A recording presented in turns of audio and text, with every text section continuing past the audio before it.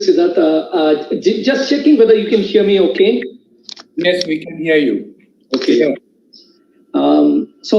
First of all, thank you very much, Calcutta Management Association, for having me on this forum. I'm very honored, I'm humbled, I'm quite happy to share my Philippines experience with you.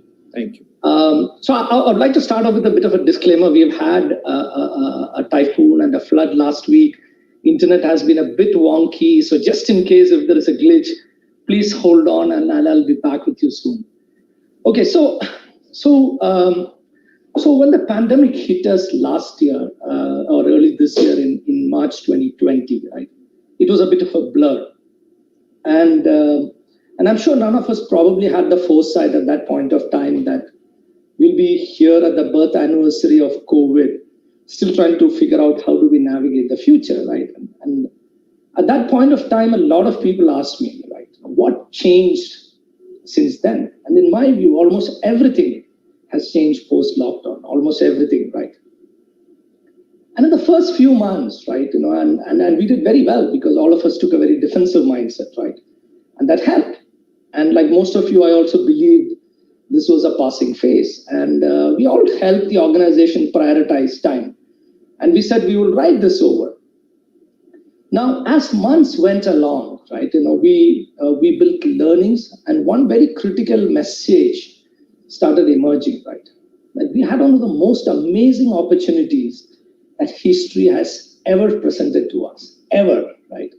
And to transform the way we look at future. And this is that one single opportunity we shouldn't let go of.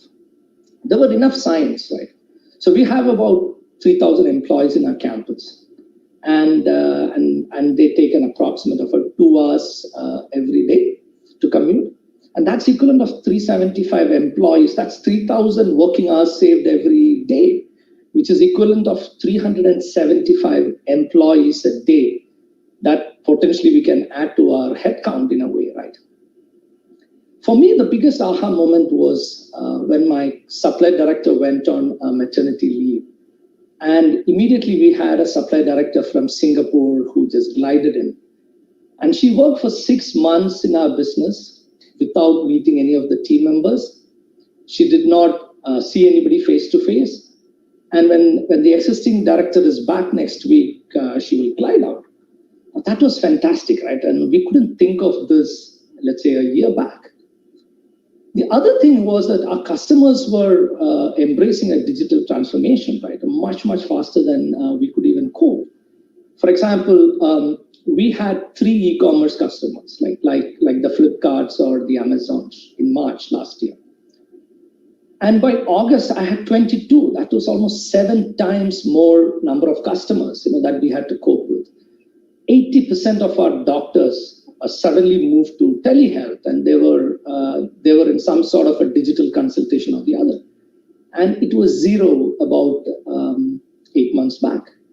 But we were also seeing pitfalls, right? For example, Zoom fatigue was becoming quite real, right?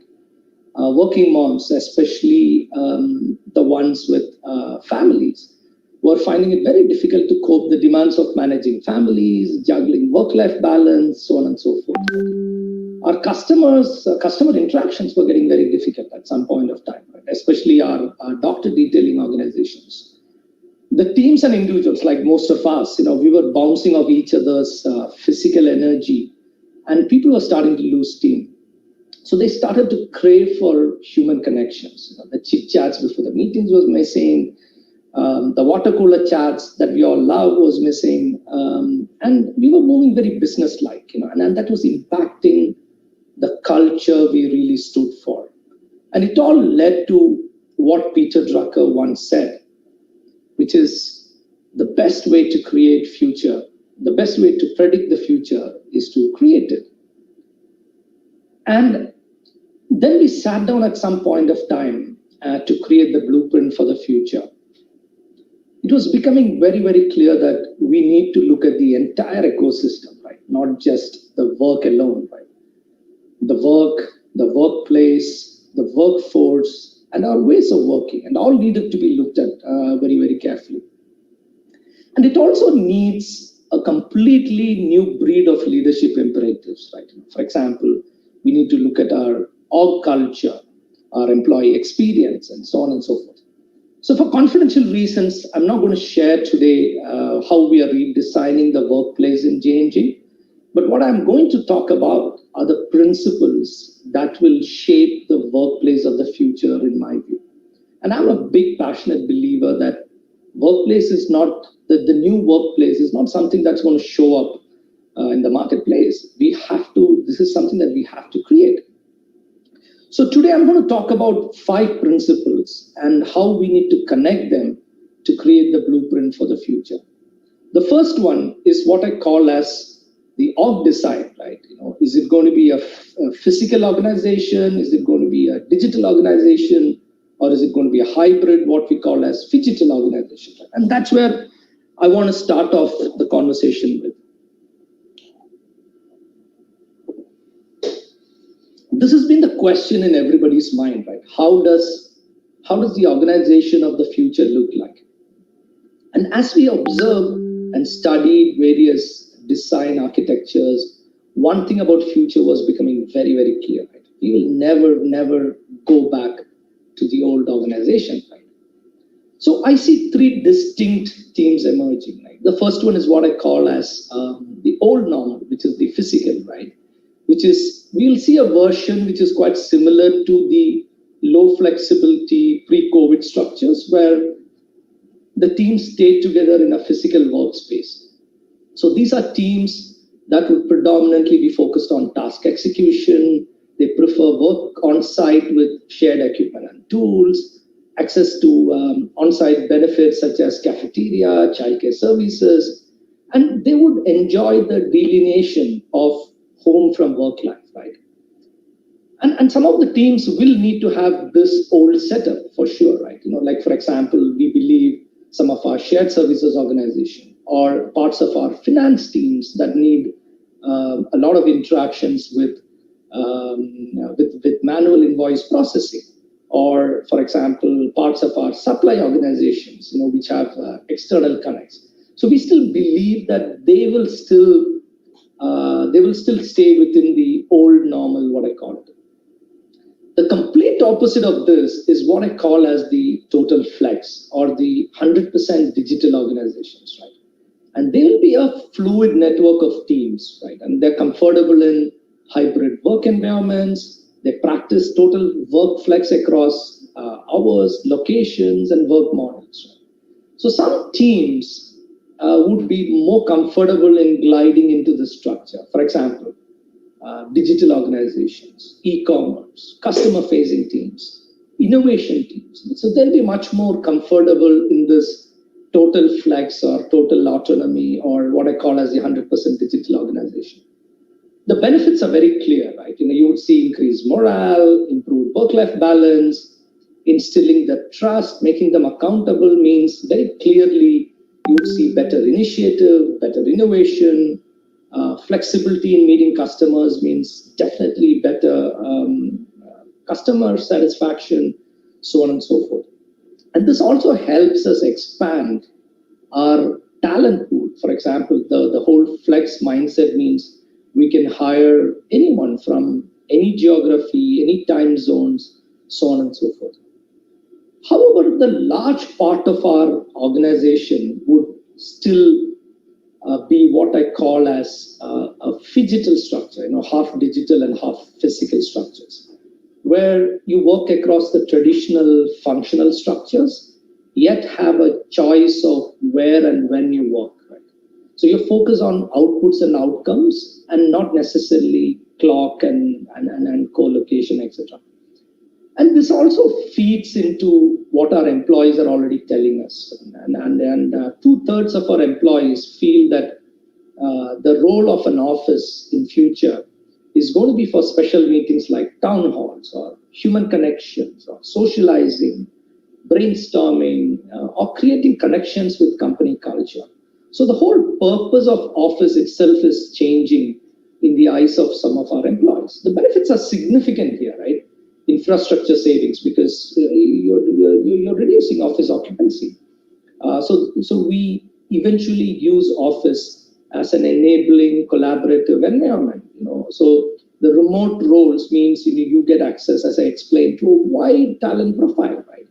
I explained to you the case of my supply director who operated out of Singapore and ran Philippines. The interesting thing here is, while we fix the various org designs of the future, it's very important to keep an eye on the culture, right?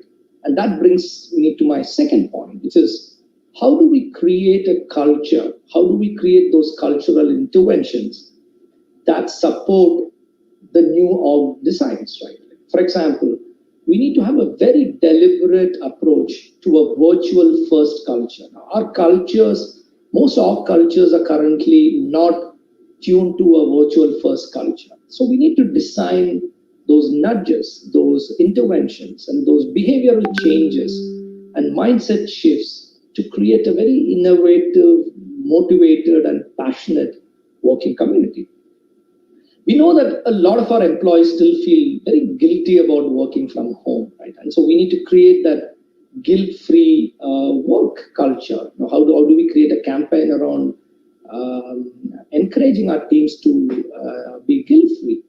How do we create hybrid playbooks? For example, most of our playbooks are suited for an office workspace, right? So when we move to new hybrid conditions, how do we create new hybrid playbooks? How do we create a shared language? How do we reimagine onboarding experience for new employees, right? And we know it's quite complex to integrate new employees into the structure. How do we recreate the water cooler conversations, which are quite essential part of corporate fabric?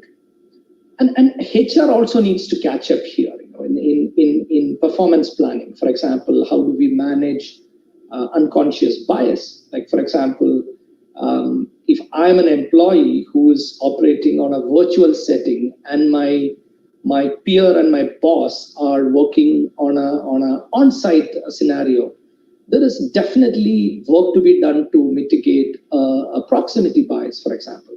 So there is clearly work to be done around culture, and culture without a cultural intervention, without an org design, could prove quite fatal here. The next thing I want to talk about is about leadership, right? And I believe that leaders of tomorrow need to have a very different DNA to the leaders of the pre-COVID era, right? And I believe the traits that we need to see as we go along are adaptable, resilient, decisive, yet compassionate and empathetic. And as you know, the workplace that we have now is probably an outcome of 100 plus years of evolution. And we cannot really expect that as we walk into a post-COVID era, everything is going to be perfect, right? We'll go through a trial and error approach. The leaders have to be adaptable to these changes. They should be willing and curious to learn and to be able to take setbacks and bounce back quickly. At the same time, they also need to be brave and bold to be able to take decisions. The other thing I want to talk about is also that as organizations move towards a collaborative hybrid space, empathy and compassion takes the center stage. Now, for example, think about a hard conversation you have with one of your employees in an office space, and imagine the same conversation taking place over Zoom when the employee is in her home and it is her personal space. The same conversation in two different mediums can elicit completely different reactions, right? So the most important thing I'm talking about here is, it is not about the senior leaders, the managing directors or the CEOs. How do we build that leadership skills across a wide range of managerial levels in the organization? The fourth thing I want to talk about is the outside-in perspective, right? How do we stay close to our consumers and customers, right? And why is it important? As much as we are trying to change, everyone out there is also trying to change, right? And that moving piece makes it very difficult for us to navigate. For example, right, Johnson & Johnson makes baby products. Till 9 months or till 10 months back, our consumers wanted baby care products that were gentle. Now, all of a sudden, fast forward, now they want protection. Now, the question is, what do we do? Now, do we make small tweaks to our brand strategies? Do we completely reinvent the brand strategies? Do we make large brand pivots? So every decision has obviously investment choices and hence repercussions. We have a pharmaceutical business which was predominantly built on doctor detailing. Now the question is, now doctors are not seeing patients, nor are they seeing the medical representatives, right? So how do we change? How do we embrace telehealth platforms? Or, for example, some of the hospitals and clinics are taking the treatment to the patients' homes, like chemo infusions, etc. Right? How do we partner with them? So where do we lead and where do we follow? Because every choice needs resources and money to be spent. So the key here is it's very important as we pivot to the future that we need to double down our eyes and ears on the ground. And I would even go on to say that leaders should spend as much time as possible during these times to get an outside-in perspective. Last but not the least, I also want to talk about technology. Now, for employees to thrive in a new hybrid environment, they need to have access to a wide ecosystem of technology, right? That enables the connected ways of working, which means we need to take stock of everything, right? Existing hardware, technology, software, to deal with the emerging ways of working requirements.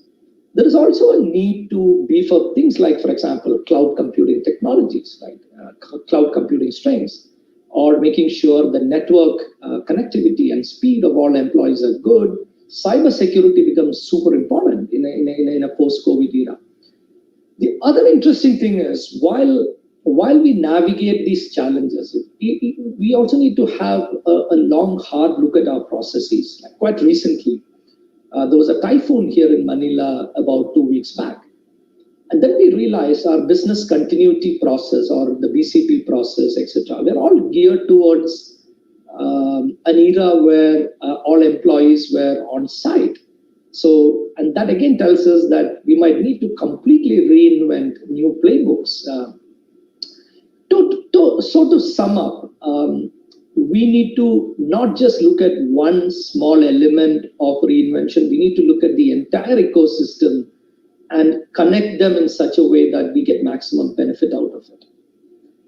And as I come to the end of my session, I would like to go back to where I started in my first slide, which is the best way to create or to predict future is to create it, right?